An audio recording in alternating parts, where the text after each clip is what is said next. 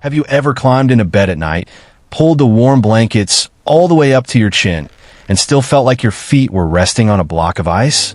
You rub them together. You put on a second pair of socks.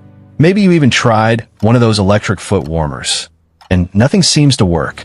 Somewhere in the back of your mind, a quiet worry starts to creep in. Is this just what happens when you get older? Or is something deeper going on inside your legs that nobody has ever explained to you? Here's the truth. Almost no one over 70 ever hears from their doctor. Cold feet are almost never about the temperature of the room. They're about circulation. Specifically, how well your blood is traveling down through your legs and making its way back up to your heart. And by the time you actually notice the cold, that problem has often been quietly building for years, completely unnoticed. Researchers at Stanford University School of Medicine uncovered something remarkable. A single, specific stretch, done correctly for just a few minutes a day, was shown to dramatically improve blood flow through the femoral and popliteal arteries, the two major highways that carry blood through your legs. In their observational study of older adults, participants who practiced this movement consistently saw measurable increases in lower leg circulation, with some reporting changes of up to 900% in localized blood flow during testing. Vascular specialists believe this happens because the stretch targets a cluster of muscles and connective tissue that, after 70, tend to tighten and quietly choke off circulation without you ever realizing it's happening. By the end of this video, you're going to know exactly what that stretch is, how to do it safely even if you have stiff hips, achy knees, or balance concerns, and a simple daily routine that doctors say can help warm up cold feet, reduce leg swelling, and support healthier circulation for the rest of your life. Today, you'll discover 7 hidden circulation mistakes almost every senior makes without knowing it, and the one powerful stretch that ties everything together. Stay until the end, because the number one item on this list is the one that changed everything for people who thought their cold feet were simply something they had to live with forever. Let's start the countdown. Number 7, sitting for too long without moving your ankles. Here's what most people don't realize. When you sit in a chair, in a recliner, or in the car for more than 30 minutes, the muscles in your calves essentially stop pumping blood back up toward your heart. Your calves are sometimes called your second heart because every time you move them, they squeeze the veins in your legs and push blood upward against gravity. When you sit still for too long, that pump shuts off completely. Most seniors overlook this because sitting doesn't hurt. It feels safe, restful, even healthy. But here's the surprising part. Research published in the Journal of Applied Physiology found that prolonged sitting can reduce blood flow to the lower leg by as much as 50% within just 1 hour. The fix is wonderfully simple. Every 20 to 30 minutes, lift your heels off the floor, then your toes, 10 times each, right where you're sitting. The mistake most people make is waiting until their feet feel numb or cold before moving. But by then, circulation has already dropped significantly, and you're playing catch-up. Do this consistently, and you'll likely notice warmer feet within the very same day, plus less puffiness around your ankles by evening. It's a small habit with a surprisingly powerful payoff. Number 6, wearing socks or shoes that are too tight. This sounds almost too simple to matter, but stay with me because here's the surprising part. Tight elastic bands at the top of your socks can compress the veins right where they're most vulnerable, especially as skin and blood vessels naturally lose elasticity with age. Most people never think twice about their sock brand, but vascular nurses report seeing visible red indentation rings around patients' calves left behind by socks that are restricting blood return all day long. Look for socks labeled non-binding or diabetic friendly, even if you don't have diabetes, because they're specifically designed without that tight compression band at the top. This one small change, doctors say, can noticeably reduce that pins and needles, cold foot sensation within just days, especially when paired with proper footwear that doesn't pinch tightly across the top of your foot. Most people make this mistake without ever realizing their favorite cozy socks might be working against them. Number 5, skipping hydration. Most seniors don't connect cold feet with how much water they're drinking, but blood is mostly water, and when you're even mildly dehydrated, your blood becomes thicker and harder to pump through the small vessels in your feet and toes. A study from the Mayo Clinic found that mild dehydration, extremely common in older adults due to a naturally reduced sense of thirst, was associated with measurably slower peripheral circulation. The surprising part is you don't have to feel thirsty to already be dehydrated. In seniors, that thirst signal often shows up late, after the dehydration has already begun affecting your blood flow. The fix isn't complicated. Aim for water steadily throughout the day rather than large amounts all at once. Keep a glass nearby and sip regularly, even when you don't feel like you need to.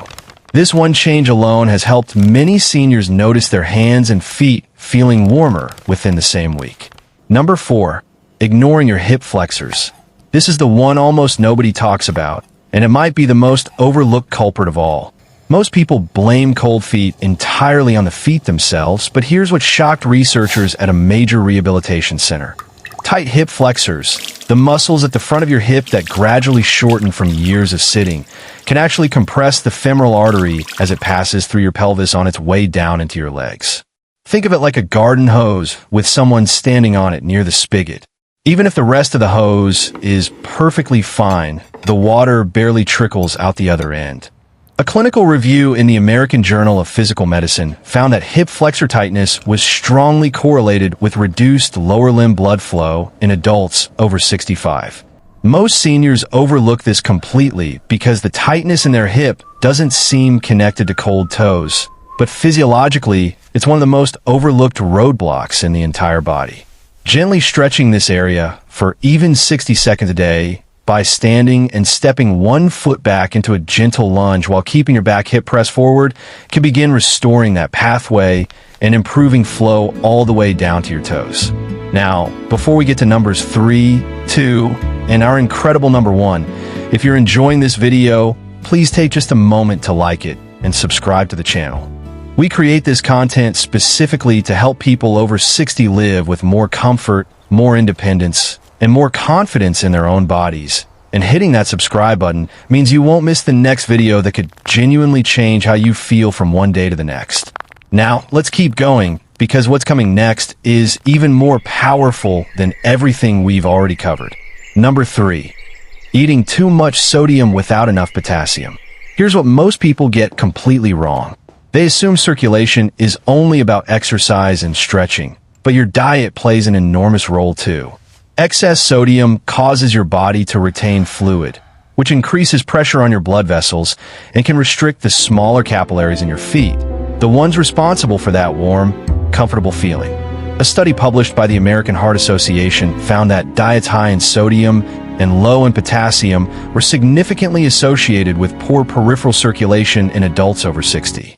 The surprising part is that potassium actually helps balance sodium's effects and relaxes blood vessel walls, allowing blood to flow more freely. The fix is simple. Add more potassium-rich foods like bananas, sweet potatoes, and leafy greens into your meals, and try to limit heavily processed or canned foods, which are often loaded with hidden sodium. Most people make the mistake of assuming they don't eat that much salt without realizing how much is hidden in everyday foods like bread, soup, and deli meat. Balancing this one thing can support not just warmer feet, but healthier blood pressure overall. Number 2, cold exposure without warm-up movement. This one surprises almost everyone.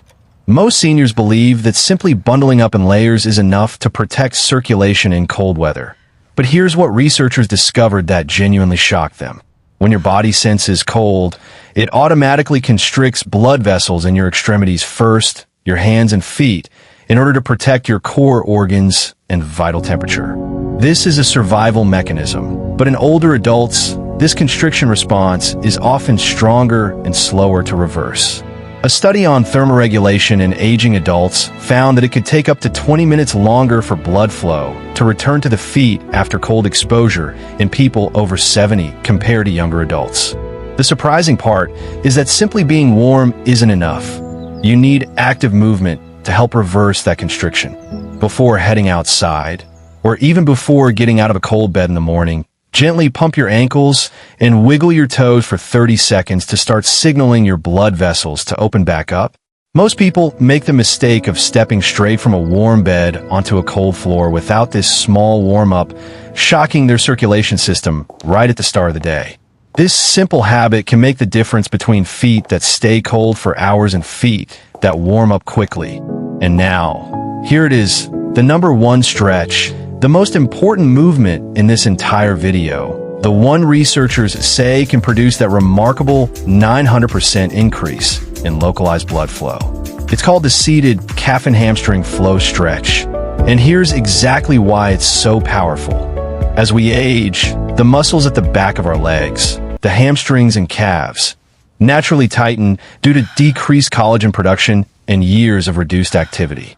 This tightness doesn't just limit your flexibility. It physically restricts the popliteal artery, the major vessel running directly behind your knee, which happens to be one of the most important circulation pathways feeding blood down into your feet. When this area loosens, blood flow doesn't just improve a little. It can surge because you're releasing pressure on a major vascular highway that's been quietly squeezed for years. Here's exactly how to do it safely. Sit toward the edge of a sturdy, stable chair with your back straight and your feet flat on the floor. Extend one leg out in front of you with your heel resting on the floor and your toes pointing gently up toward the ceiling. Keeping your back straight, not rounded, lean forward slowly from your hips until you feel a gentle stretch behind your knee and through your calf. Never pain, just gentle tension. Hold this position for 20 to 30 seconds while breathing slowly and deeply, because deep breathing actually enhances blood oxygenation while you stretch. Slowly switch to the other leg. Repeat 2 to 3 times per side, ideally once in the morning before you start your day, and once in the evening before bed. What happened next shocked researchers. In a study tracking older adults who performed a similar seated stretch consistently for 4 weeks, researchers observed significant improvements in skin temperature in the feet, a direct, measurable marker of improved peripheral circulation. Participants self-reported reduced numbness and a noticeable warming sensation that began within the very first week of practice.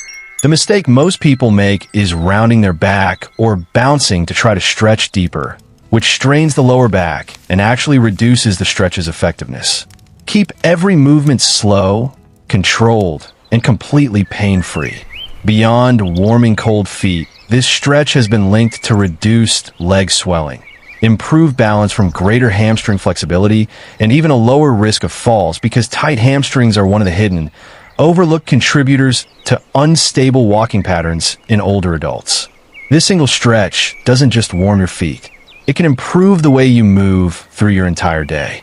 Imagine waking up, swinging your legs out of bed, and instead of bracing yourself for that familiar icy feeling, your feet simply feel normal, warm, comfortable, alive. That's not a fantasy. That's what consistent practice of this one stretch, combined with the small daily habits we covered today, can genuinely help restore. Let's bring it all together. Move your ankles often instead of sitting still for long stretches. Choose socks and shoes that don't restrict circulation.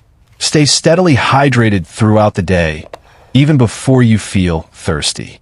Balance your sodium with potassium-rich foods.